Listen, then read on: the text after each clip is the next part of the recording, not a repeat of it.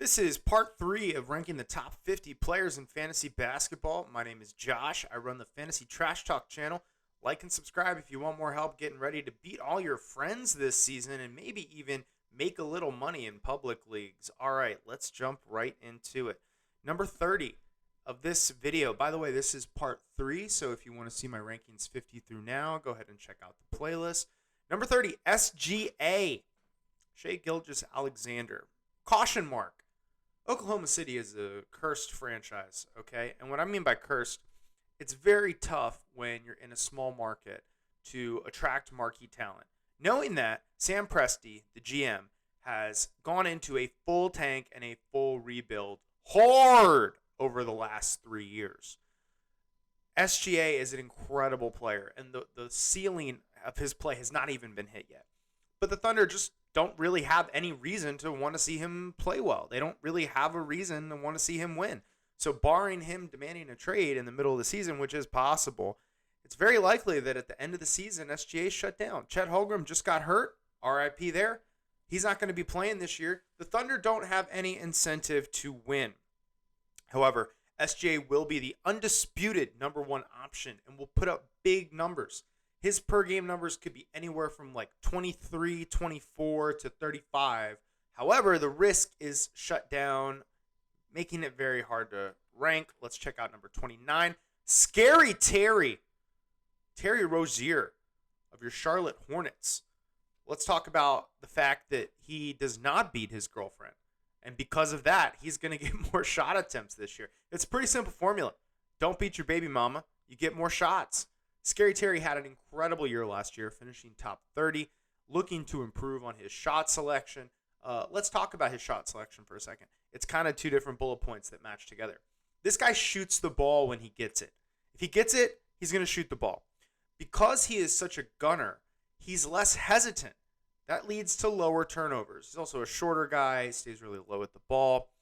I want this guy to have more usage than he had last year. And with Miles Bridges in the clink, the role is open for him. Scary Terry, I consider a can't-miss top 30 player this year. Number 28, LeBron James. Now, per game, LeBron was a top 5 player last year. And you might be screaming at the TV right now, LeBron is the greatest of all time. And you know what? Yeah, he might be, okay? Maybe Michael Jordan, maybe LeBron. But this is not a legacy award. You're trying to beat all your friends this year. You're trying to win some cold, hard cash this year. So it's about what can you do for me lately, okay? Age is undefeated. It is undefeated. LeBron was phenomenal last year, but he also missed a bunch of games with injury. And you were betting against yourself if you waste a first rounder or an early second rounder taking LeBron. You're betting against like the history of human existence. If anyone was going to prove me wrong, it's literally LeBron. But if you're making a decision over the course of enough time, you want to give yourself the opportunity to win. 37-year-old guy. Let's talk about his numbers last year for a second. Anthony Davis was injured the majority of last year, causing LeBron to play a 4 and a 5 role, playing a big man role, a small ball centerless role. I don't see LeBron playing that again this year. It wasn't winning basketball. The way the Lakers play winning basketball is more defensive-minded. It's having Anthony Davis on the floor. It's having big men on the floor. They went and they acquired Patrick Beverley. Playing LeBron at the 5 is defensively a nightmare. And in real life, the stars are not going to align again for LeBron to replicate what he did last year. That's why we have him so far down. Also, Anthony Davis is healthy. LeBron has publicly stated that he wants AD to carry this team. And LeBron knows. He's like, hey, man, I'm 37. I'm almost 50 fucking years old, okay? And I'm closer to 50 than I am what I was when I was a rookie. And I can't carry this team throughout the entire regular season. Again, I need you to do it, Anthony Davis. He played 37. This is crazy. LeBron played his age last year. He played 37 minutes per game at 37 years old. That is just unheard of. So many minutes. I get nervous when I see a player play that many minutes and they're over 30, let alone 37. LeBron is a glass cannon. Every game he plays is going to be phenomenal. But there's so many risks and so much of a rest concern that you can't be taking him in the first round. Number 27, FBV, a.k.a. Fred VanVleet. Tremendous player. Had a top 15 year last year per game. However, he's got a little baby, smallish body, okay? Fred VanVleet is basically my size, which in the NBA is a midget. Okay, is that offensive? I don't know. If you're a little person, I'm sorry. I wasn't saying that. We are small from an NBA perspective. That means you're more likely to get hurt. If I'm 6 feet tall, 175, 185 pounds, and somebody runs into me that's 6'8", 300 pounds, if I try to take a charge and Zion comes down, very likely I'm going to get the worst end of that. However, FVV, let's talk about sexiness for a second. If you can get him at the end of the second round, beginning of the third round, and your first pick was Steph Curry, or your first pick was James Harden, and you're in a punt field goal percentage build, look out. This man's going to have a top 6, top 8 year. Very undervalued in those builds.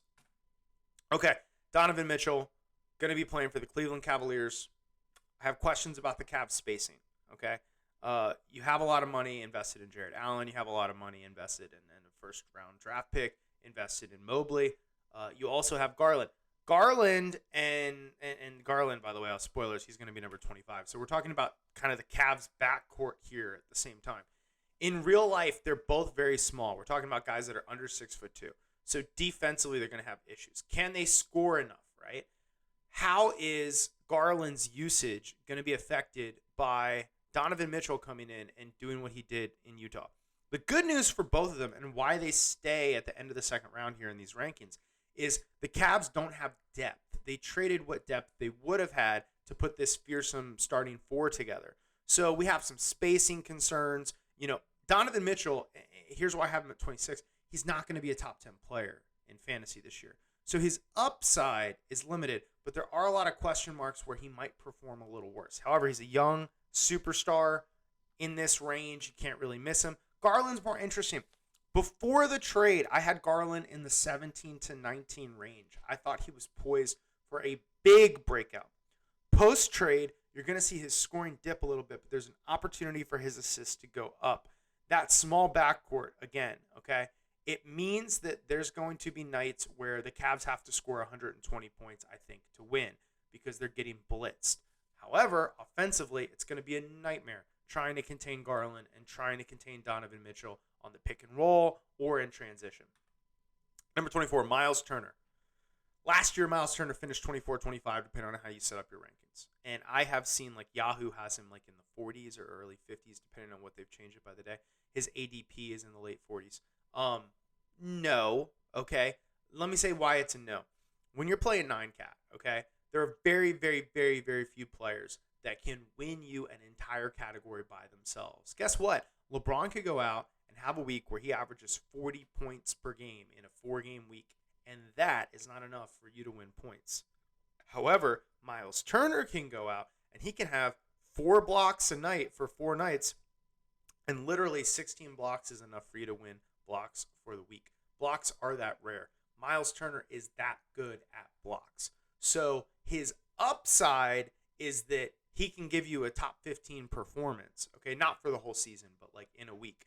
His downside is not that far down because he doesn't really hurt you anywhere. He fits really well in punt points and punt assist builds. However, you want to make sure that if you're getting Myles Turner, you're not investing too much more draft capital in blocks.